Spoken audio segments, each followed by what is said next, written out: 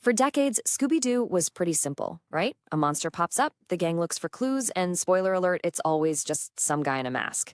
But what happens if one day they pull off that mask, and underneath there's just nothing? Or worse, something so huge and terrifying, it makes you question everything. Well, that's exactly what we're diving into today, the absolutely wild, surprisingly deep connection between our favorite cartoon and the cosmic horror of H.P. Lovecraft. Yeah, I know. It sounds completely nuts, right? How on earth does a show about, meddling kids and a dog who loves snacks suddenly start dealing with heavy stuff like existential dread, our tiny place in the universe, and these ancient evil god things? The answer, and it's a good one, is found in what has to be one of the boldest, most ambitious reboots in cartoon history. All right, so to really get just how big of a leap this was, we've got to go back. Let's remember the classic Scooby-Doo, the one we all know and love. For years and years, the whole show was built on this one simple and honestly kind of comforting idea. And that formula was king. I mean, you know the drill.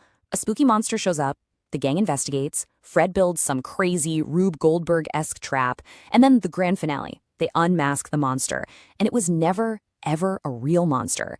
The real bad guy wasn't some ancient demon. It was just human stuff. Greed, jealousy, a good old-fashioned real estate scam. It meant the world made sense. And that classic line, that wasn't just a punchline. That was the whole point of the show, wrapped up in one sentence. It was the guarantee that no matter how scary things got, there was always a simple, human reason behind it all. The world was safe, it was understandable, but that was all about to change. Okay, so the monsters are getting real. The folks behind the show started to play with the formula. They slowly began to plant this really wild idea. What if some of the monsters were actually monsters? Like, for real? This really kicked off in the late 90s. You had Scooby-Doo on Zombie Island in 98, and this was a total game changer. The monsters were real zombies. You couldn't just pull off a mask. For the very first time, the danger was real. Then, the next year, The Witch's Ghost did it again. This little era of films was basically the bridge, getting all of us ready for a Scooby-Doo universe that was about to get a whole lot darker. Which brings us to 2010, and to the show that took that rulebook, tore it up, and threw it in the trash. I'm talking, of course, about Scooby-Doo Mystery Incorporated. Yeah, this was definitely not the Scooby-Doo you watched as a little kid. This was a 2-season, 52-episode epic with one single story arc. Gone were the simple Monster of the Week episodes. Instead, every mystery was connected. The characters, they had drama. We're talking complicated relationships, family issues, you name it. And the whole thing was set in this town, Crystal Cove, the most haunted place on Earth, which was hiding this massive, dark secret tied to a curse. And here it is. This is the moment the show takes a sharp turn away from simple mystery and just cannonballs right into the deep, dark waters of cosmic horror, specifically the works of H.P. Lovecraft. Okay, so before we go any further, let's just quickly define what cosmic horror even is. It's not about a monster jumping out of a closet. It's a different kind of fear. It's the deep, chilling realization that humanity is just a tiny, insignificant speck in a massive, ancient universe. And that universe, it's filled with forces so powerful and so old that we can't even comprehend them. And the scariest part? They don't hate us. They just don't care about us at all. And Mystery Incorporated, well, it's not subtle about its influences. It doesn't just whisper them, it screams them. You've got a character named H.P. Hatecraft, get it, a direct nod to Lovecraft. There's an episode with a giant tentacle monster that looks like it crawled right out of a Cthulhu story. The gang even gets offered scholarships to Miskatonic University, which is like the Harvard of Lovecraft's world. And the main villain, an ancient, all-powerful being from another dimension, known only as the evil entity. But here's the thing. This isn't just about fun Easter eggs and references. The show takes the core ideas of Lovecraftian horror and uses them to talk about some really, really heavy stuff. Just look at this breakdown. It shows you the whole philosophical shift.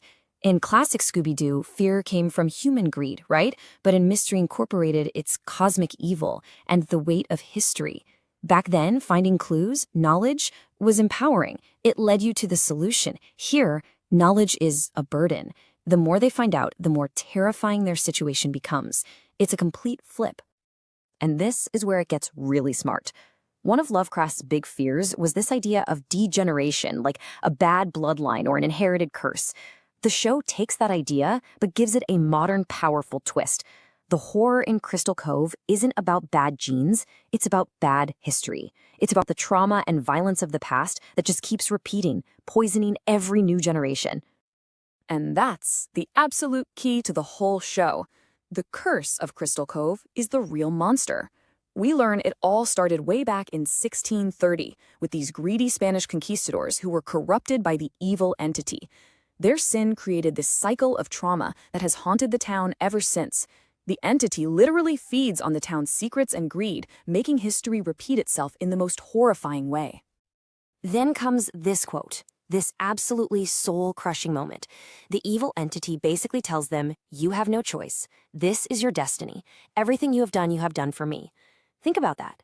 Their entire lives, their friendships, their love for solving mysteries, it was all a lie. A script written by this cosmic monster to get them to do its bidding. They have no free will. That is peak Lovecraftian dread right there. So, where do you go from there? If you're totally powerless against an evil that can literally rewrite reality, what do? Well, the finale is where the show does something incredible. It stays true to its dark Lovecraftian roots, but also finds a way to be purely, unmistakably Scooby-Doo. So here's the final question this series asks. How does a hero fight an enemy that's unbeatable? An evil that's truly cosmic? In any other Lovecraft story, the answer is simple. You don't. You lose. You go insane, you die, or you just desperately wish you could unsee what you've seen. But this is where Mystery Incorporated makes its stand. The Lovecraftian hero always ends up alone, driven mad by the truth. But our gang, they choose something different. They see the abyss, they understand the horror, and they don't give up. They choose to fight back. They choose friendship. They choose to face the end of the world together. And what they do in the end is just, wow. They manage to destroy the evil entity.